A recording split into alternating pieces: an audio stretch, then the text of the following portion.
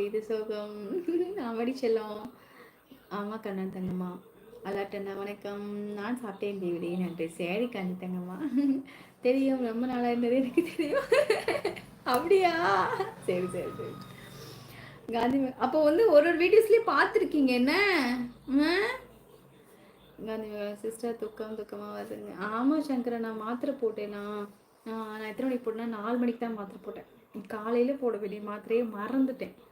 அப்புறம் வந்துட்டு ஒரு 3 மணி 3:30 மணிக்கு மேலே தான் போட்டேன். வணக்கம் சகோதரி. வாருங்கள் வேல்முருகண்ணா. வணக்கம். வேல்முருகண்ணா நல்லா இருக்கீங்களாண்ணா? பல்லை எடுத்து வானத்துக்கு ஒரு பல் எனக்கு ஒரு பல் என்று சொல்லி அந்த பல்லை மண்ணில் உதைத்து விடுவாங்க. அப்போதான் மீண்டும் பல் முளைக்கும். எப்படி? நான் அதை நான் வந்து பண்ணியிருக்கேன். அதை அந்த பல்லு விழுந்தோடனே வானத்துக்கிட்ட வானத்துக்கு மானம் தான் சொல்லி பழகிட்டேன். சாரி,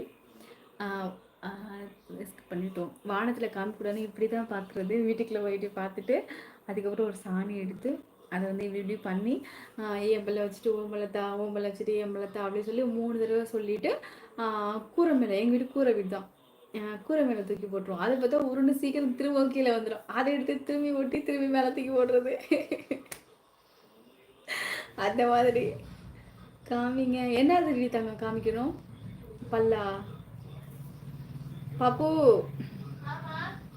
என்னுடைய ஃபோனில் சவுண்டு கேட்கவில்லை, கமாண்டுகளை மட்டுமே படித்து வருகிறேன். அச்சோ, என்னன்னே ஆச்சு? பாப்பா படிப்பதற்கு 4 மணிக்கு எழுப்பிட்டு வருகிறேன். ஓ அப்படியா? கடைசியாக போட்ட சாட்சிகள் நல்லா தெரியும். ஓ சரி சரி சரி சரி. என்ன மனசகோ உங்கள் மொபைல் கேட்டிருக்காங்க. ஆமாண்டா, சின்ன வயசில் வானம் வானம் என்று தான் சொல்லுவோம். செஞ்சியண்ணா, நான் வந்து 90s கிட்ஸு, நீங்களாம் வந்து 80s கிட்ஸாக இருப்பீங்க. செஞ்சியண்ணா அப்படி தானே? ஹாய் அக்கா, வருங்க. வணக்கம். ரகுத்தம்மா நல்லா இருக்கீங்களா சாமி? கேஆசி எஸ்கே அம்மா, அந்த பல்லால் எவ்வளவு சாப்பிட்ருப்போமா? அதே மறக்க முடியுமா? அது எங்கே சாப்பிட்டுச்சு? நீங்கள் வேற முருகா. அந்த கடுகா பல்லு இங்கே கடைசியில் இருக்கா, அதுக்கு மேலே வந்து எனக்கு பல்லு முளைக்கவே இல்லை. இங்கே கடைசியில் அந்த பல்லுக்கு நேராக மேலே முளைக்கவே இல்லை எனக்கு. ஊட்டி கண்ணன்மா நிறைய பேருக்கு வெல்கம் பண்ணியிருக்காங்க. ஹாய்மா கோல்டு பிக். ஹாய்மா, நல்லா இருக்கீங்களா?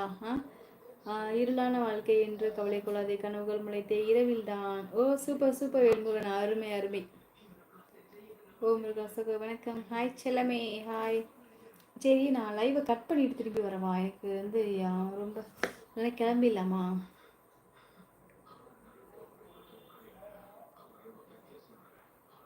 ரொம்ப கம்மியாக இருக்குது.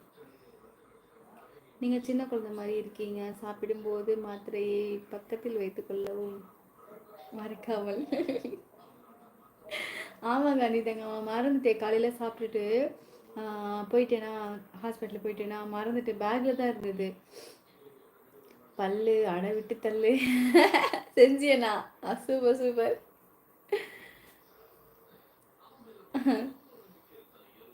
சிஎஸ்ஓ விவேக் படத்தில் கரண்ட் ஷாக் அடித்த பிறகு யார் மனசில் என்னோட பேசுகிறாங்கன்னு தெரிந்த பிறகு சண்டை வரும். எனக்கு பிடித்த காமெடி. ஓ அப்படியா? நான் என்ன ஹெட்லைன் போட்டுன்னு சுத்தமாக மறந்துட்டேன் கேஸ். இப்போ நீங்கள் சொன்னதுக்கப்புறம் தான் ஞாபகம் வருது. யார் மனதில் யார் இருக்கிறார்கள் என்பது தெரிந்தால் உரையாடலாம் வாருங்கள். அந்த அந்த ஹெட்லைன் தான் நான் போட்டிருக்கேன். கேஆர் சகோ ஆப்பிள் ஃபோன் தான் வாங்கணும். ஆப்பிள் வாங்கிட்டேன், இனிமேல் தான் ஃபோன் வாங்கணும். நோட்டிஃபிகேஷன் வரல. அவள் கட் பண்ணிட்டு வரவாடி முத்துமா. கம்பர் கட்டுப்பள்ளி பருவத்தில் சாப்பிட்டீங்களாமா?